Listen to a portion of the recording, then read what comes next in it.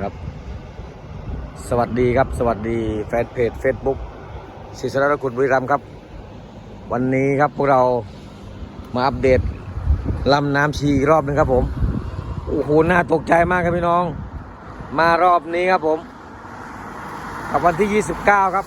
โนรูครับยังไม่ได้ครึ่งวันเลยครับพี่น้องมวลน้ำที่ไหลบ่าลงมาอย่างเต็มที่ครับของลำน้ำชีครับตัวนี้ไหลทะลักมาแรงมากแล้วก็เชี่ยวมากๆครับนี่น่ากลัวมากครับพี่น้องเนี่ยเราอยู่ตรงกลางสะพานพอดีครับพิกัดที่ตำบลหนองเต็งอำเภอกระสังจังหวัดบุรีรัมย์ครับตรงนี้เป็นลำน้ำชีที่แบ่งเขตแดนระหว่างสุรินทร์กับบุรีรัมย์ครับดูครับไหลเชี่ยวมากครับตรงนี้ฮะแล้วก็เห็นว่าตรงนี้ก็ตีโค้งครับพี่น้องลำน้ำชีตรงนี้จะเป็นการตีโค้งมาจากฝายบ้านใหม่ครับตรงเป็นฝายนะตรงที่ผมชี้ไปตรงนั้นเป็นฝายครับผมเพื่อกักเก็บน้ำครับเพื่อจะเขาเรียกว่าเพื่อจะกันน้ำไว้ก่อนนะไม่ให้ไหลแรงมากครับเนาะไหลจากฝายมาครับกั้นฝายกั้นมาเนี่ยแล้วก็มานี่ครับผมตีโค้งมาตรงนี้ครับผมเราอยู่ตรงกลางสะพานเลยครับลำน้ำชีตัวนี้ถือว่าไหลเชี่ยวจริงๆไหลเชี่ยวมากๆเลยครับตอนนี้ครับเวลาเกือบเที่ยงครับใกล้จะเที่ยงครับแต่ว่าฝนไม่มีฝนนะครับฝนหยุดแล้วครับผมฝนไม่ตกครับช่วงนี้แต่ว่าน้ำไหลบ่ามาแรงมากครับมวลน้ำเยอะมากครับพี่น้องนี่ฮะให้ดูตรงนี้ครับมวลน้ำที่ไหลออกจากป่ามวลน้ำที่ไหลออกทะลักไปขึ้นตลิ่งครับผมโอ้โหครับนี่ครับบรรยากาศสอง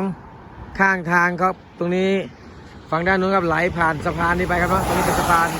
ระหว่างสุรินทร์และบุรีรัมย์ครับนี่ครับตรงนี้จะเป็นป่าครับผมลำน้ำชีครับผมน่ากลัวมากๆครับโอ้พี่น้องครับแล้วก็ไหลออกไปก็ล้นพื้นที่ไร่นาของพี่น้องเราเยอะมากครับตอนนี้เสียหายเยอะมากครับ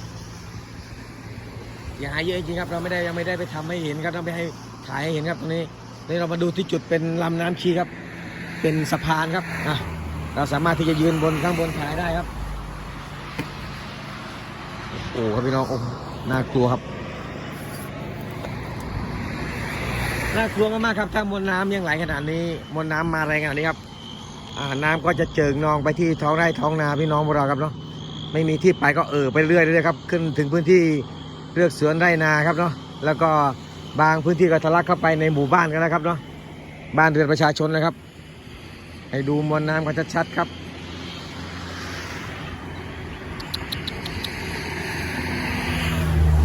ไม่คิดว่าปีนี้จะมาแรงขนาดนี้ครับไม่คิดว่าปีนี้จะเยอะขนาดนี้ครับไม่คิดว่าจะมาได้ขนาดนี้ครับน้ำสถานการณ์น้ำของจังหวัดสุรินทร์บุรีรัมย์ของพวกเราครับเนาะหลายพื้นที่นี่น้ำท่วมล้นไปเยอะแล้วครับสถานการณ์ก็ทุกที่ก็มีปัญหาครับแต่ว่าพวกเราก็มาอัปเดตพื้นที่ของเราให้เพื่อนๆที่อื่นได้เห็นกันบ้างครับว่าพวกเรามีมวลน้ำเยอะเหมือนกันเนาะเนี่ยอุบลศรีสะเกษโคราชบุรีรัมย์ครับตอนนี้ประสบปัญหาเรื่องของน้ำของพายุที่เข้ามาครับ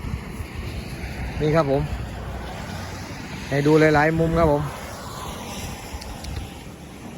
แต่น้ำไหลแรงจริงๆครับไหลจนน่ากลัวนะครับบอกเรารู้สึกเสียวเลยครับน้ำมาเต็มที่ครับทีนี้ต้องระมัดระวังนะครับเนาะพวกเราได้แต่เอาใจช่วยกันแล้วกันครับผมเนาะเห็นใจกันทุกคนครับคนไม่ประสบภัยไม่รู้ครับคนไม่เคยได้เจอเรื่องของน้ำท่วมไม่รู้เนาะไม่ได้ว่าเขาอะไรนะครับเนาะแต่ว่าบางคนไม่ได้ประสบภัยนี้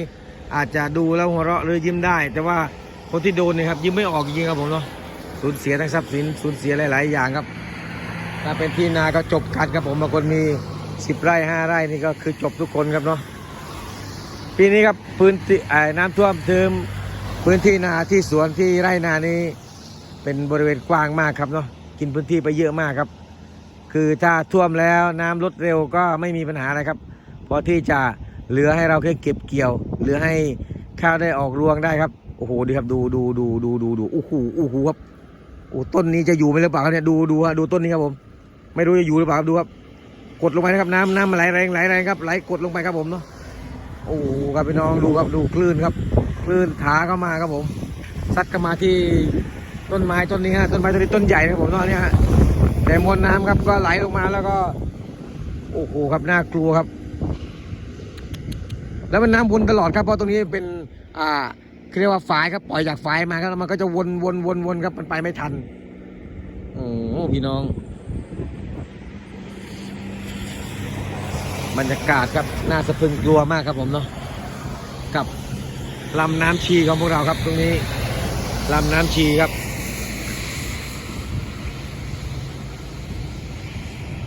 ตอนนี้ท่วมล้นไปหมดเลยครับเนี่ยดูเนี่ยความแรงความเร็วของน้ำเป็นยังไงดูครับความเชี่ยวครับไหลเชี่ยวมากๆครับขณะที่ถือว่าไหลเชี่ยวมากครับเพราะว่ามวลน้ำขึ้นสูงมากครับเนาะขึ้นสูงมากแล้วไหลเชี่ยวขนาดนี้ถือว่ามวลน้ำจะไปยังไงดูฮะน้ำเอาไปได้ทุกอย่างครับพัดไปได้ทุกอย่างครับโอ้ครับสงสารพี่น้องครับที่ประสบอุทกภัยเหมือนกับพวกเราครับเนาะหลายๆท่านหลายๆพื้นที่ครับที่โดนปัญหาอย่างเงี้ยเนาะที่โดนเรื่องของน้ำช่วงนี้ช่วงมรสุมครับเนาะพวกเราก็เพิ่งโยกรถขึ้นจากเขื่อนเมื่อวานครับถ้าไม่โยกขึ้นนี่จบครับเมื่อวานนะดีเอารถคูเปต้าขึ้นครับถ้าไม่ขึ้นนี่ท่วมอยู่ใต้เขื่อนแน่นอนครับน่ากลัวมากๆครับ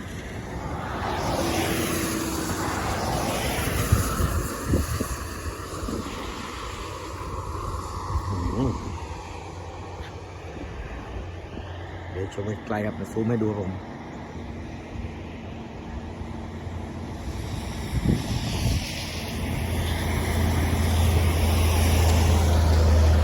น่ากลัวครับผมพี่น้องเนาะเราจะอัปเดตทุกๆวันครับนี่ฮะมาแล้วไม่เคยยังว่าเราทำคลิปมาอาทิตย์หนึ่งครับเรื่องของน้ำไม่มีช้าที่จะลดนะครับมีแต่จะขึ้นเรื่อยๆแล้วก็พื้นที่ที่โดนน้ำท่วมไปก่อนหน้านี้ประมาณ10 วันแล้วครับตอนนี้น่าจะเสียแล้วครับนาข้าวน่าจะเสียแล้วนาข้าวอาจจะใช้ไม่ได้แล้วครับน่าจะ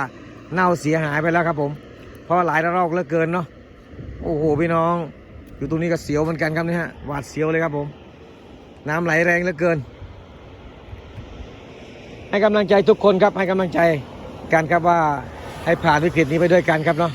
น้ำมาแล้วก็ต้องไปครับน้ำไม่อยู่นานครับแต่ภาวนาว่าไม่ให้อยู่นานครับรีบมารีบไปนะครับน้ำรีบมารีบไปนะครับอย่าอยู่นานครับอยู่นานยิ่งเกิดปัญหาครับเนาะหลายๆปัญหาก็ตามมาครับถ้าน้ำอยู่นานครับผมฝากกดไลค์กดแชร์ครับให้กำลังใจเพราะพวกเราก็จะอัปเดตสถานการณ์ของน้ำที่สุรินทร์บุรีรัมย์ให้ชมเรื่อยๆครับผมเนาะในพื้นที่ของเราที่เราอยู่ครับผมเนาะคลิปนี้ก็ขออนุญาตจบเพียงแค่นี้นะครับสวัสดีครับ